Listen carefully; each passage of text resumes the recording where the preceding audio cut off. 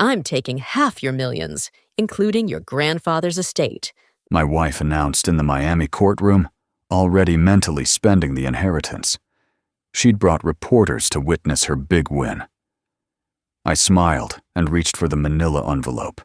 She was about to learn how one signed page would become her destruction. Thank you for listening.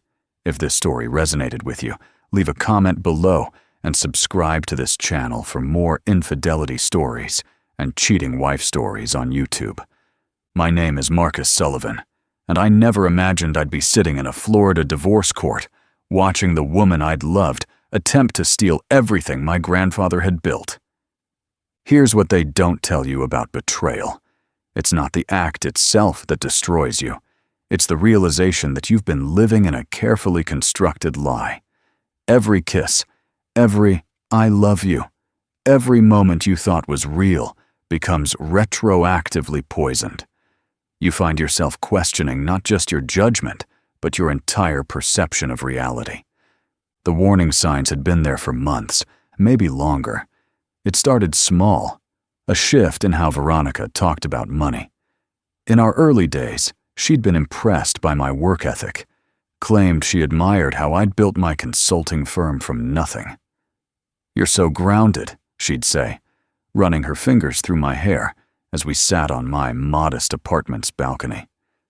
Not like those trust fund babies I meet at work. But after my grandfather passed and the inheritance hit our accounts, that admiration transformed into something else. Suddenly, my careful spending habits weren't grounded. They were cheap. My reluctance to upgrade to a beachfront mansion wasn't prudent. It was thinking small. Veronica started treating our joint finances like her personal shopping account. $5,000 here for spa weekends with the girls. $3,000 there for designer bags she'd display like trophies. When I'd question the spending, she'd tilt her head and smile that smile that used to charm me. "Marcus, we have the money now. Why shouldn't we enjoy it?" That "we" should have been my first warning. The transformation was gradual but undeniable. She joined the most exclusive country club in Coral Gables, introduced herself as an investor's wife at charity galas, and slowly built a lifestyle that required my inheritance to sustain. But more disturbing were the late nights, the yoga classes that ran until 10 p.m., the book club meetings where she came home smelling of expensive cologne that definitely wasn't mine. I noticed her phone habits changed, too. Suddenly, she'd take calls in other rooms, her voice dropping to whispers. She password-protected everything. Started showering immediately when she got home, as if washing away evidence.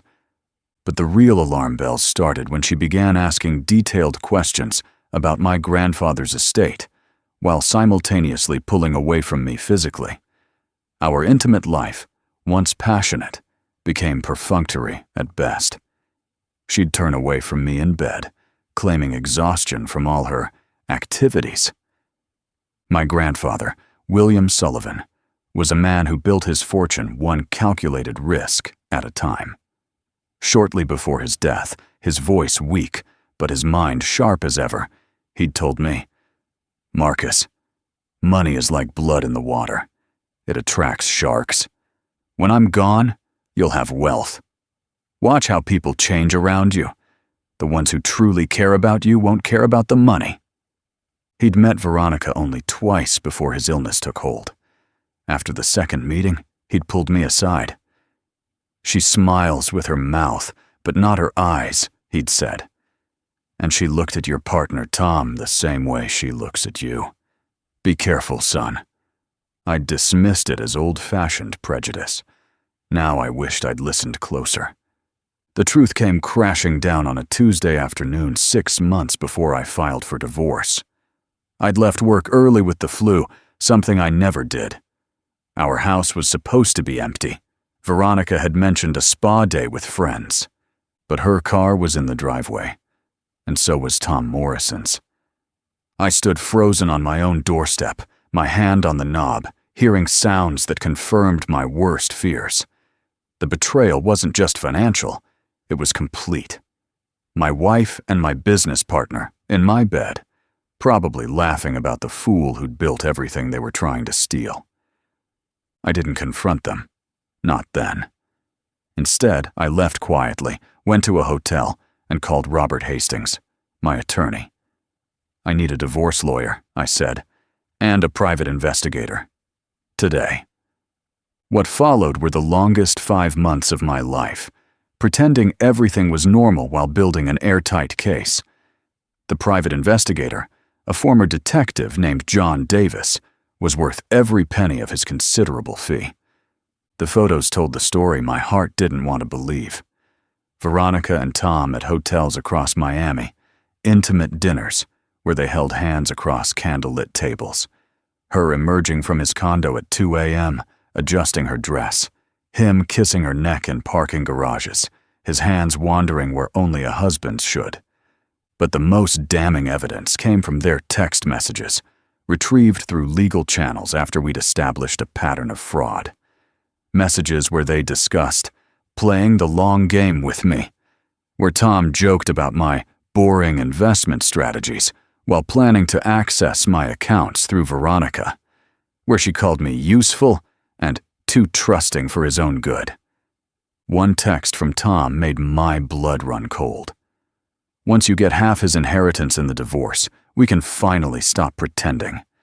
Mexico sounds good. New identities, new life, his money. They'd planned it all. The affair wasn't just about passion. It was about positioning. Veronica would bleed me dry in divorce court, then disappear with my former best friend, leaving me destroyed financially and emotionally. But they'd forgot one thing, the prenuptial agreement. I can still picture that afternoon in Robert's office 5 years ago, how Veronica had laughed when I'd brought it up, waving her manicured hand dismissively. "Of course, darling. Whatever makes you comfortable," she'd said. "I'm not marrying you for money. I'm marrying you for love." She'd signed without reading a single page, made a show of it, flipping to the signature page with theatrical flourish. Robert had insisted she initial every page, confirm she'd been offered independent counsel, acknowledge the financial disclosures. She'd rolled her eyes through it all. Now, 5 years later, Judge Harrison reviewed the paperwork with practiced neutrality. The courtroom was packed. Veronica had made sure of that, expecting her big payday. Tom sat in the back, thinking he was just another spectator. He had no idea what was coming. Veronica's attorney, Linda Harris, strode toward the bench with misplaced confidence. "Your Honor, my client is entitled to half of all marital assets, including the substantial inheritance Mr. Sullivan received during their marriage. We've documented his net worth at approximately $3.2 million. I stood slowly, reaching into my briefcase. "Your Honor, I believe there's something the court needs to see." The manila envelope made a soft whisper as I pulled it out. But this envelope held more than just a prenup. "What is the nature of these documents, Mr. Sullivan?" Judge Harrison asked. "First, Your Honor, a prenuptial agreement my wife signed before our marriage. And second, evidence that my wife has been conducting an extramarital affair with my business partner, Tom Morrison, who is present in this courtroom today." The transformation was instant. Harris shot up from her chair. Veronica's face went white. And Tom, I watched him try to shrink into his seat as every head in the courtroom turned toward him. "This is a circus," Harris protested. "The affair, even if true, has no bearing on asset division in a no-fault divorce state." "Perhaps not," I said calmly. "But it does establish a pattern of deception relevant to her credibility, and it becomes very relevant when combined with evidence that my wife and Mr. Morrison plan to defraud me of my inheritance." I presented the text messages, the financial schemes they'd discussed, the plans to flee the country. Judge Harrison's expression grew darker with each page. "Your Honor," I continued, "the prenup specifically protects my inheritance. But I also have documentation showing my wife incurred $87,000 in personal debt, including funding secret trips with Mr. Morrison, credit card statements for hotel rooms, airline tickets to business conferences that didn't exist, jewelry purchases she claimed were for herself, but were actually gifts for her affair partner. Veronica found her voice finally, standing up with tears streaming down her face. "Marcus, please. It wasn't like that. We can work this out." "Sit down, Mrs. Sullivan," Judge Harrison commanded. Her voice could have frozen hell itself. "Are you really asking this court to reward your infidelity and attempted fraud?" The gallery erupted. Maria Gonzalez from the Miami Herald was writing so fast, her pen was practically smoking. Tom Morrison bolted from the courtroom, but not before I caught his eye. The look on his face, pure panic, was almost worth the betrayal. What followed was systematic destruction. Judge Harrison reviewed every document, every photo, every text message. The video of Veronica signing the prenup while joking about formalities played on the courtroom monitors. Her dismissive attitude, caught on camera, made it impossible to claim she'd been coerced. Section 4, Paragraph B, the judge read aloud, "Any inheritance received by either party during the marriage shall be considered separate property and shall not be subject to division upon divorce." The gavel came down with finality. No assets transferred. All debts remained with Veronica. She walked into that courtroom expecting millions and walked out facing bankruptcy and public humiliation as the woman who'd tried to steal from her husband while sleeping with his best friend. But justice had one more act to play. 3 months later, the FBI investigation I'd quietly initiated bore fruit. Turns out Veronica had been embezzling from her employer to fund her double life: the hotels, the gifts for Tom, the lifestyle she couldn't sustain on her own. She'd stolen nearly $200,000, convinced she'd pay it back with my grandfather's money. Tom Morrison lost everything, too. Our business partnership dissolved, his reputation destroyed. His wife filed for divorce the day the story broke, taking their kids and his own substantial assets. 6 months after the divorce, I received a letter from federal prison. Veronica wrote about remorse, about making mistakes, about the affair being a moment of weakness that spiraled out of control. I filed the letter with the others, unread beyond the first paragraph. Some bridges, once burned, light the way forward. My grandfather used to tell me that money doesn't change people, it reveals them. The prenup wasn't about not trusting love, it was about protecting what generations had built from those who would destroy it. His wisdom had saved me from people who saw me not as a person, but as a target. The $2.8 million inheritance now funds the Sullivan Foundation, providing legal assistance to people protecting themselves from financial predators and faithless spouses. Every month, I receive letters from people who've avoided their own Veronicas thanks to our help. Because here's the truth. Veronica's betrayal wasn't just about infidelity or money separately. It was the toxic combination of both. She'd sold her integrity for cash and pleasure, convinced my quiet nature meant weakness. She'd mistaken patience for ignorance, kindness for naivety. In the end, the woman who'd entered our marriage as a transaction paid the ultimate price: her freedom, her reputation, and her future. The Miami sun was setting as I left the courthouse that day, painting the sky in shades of orange and gold.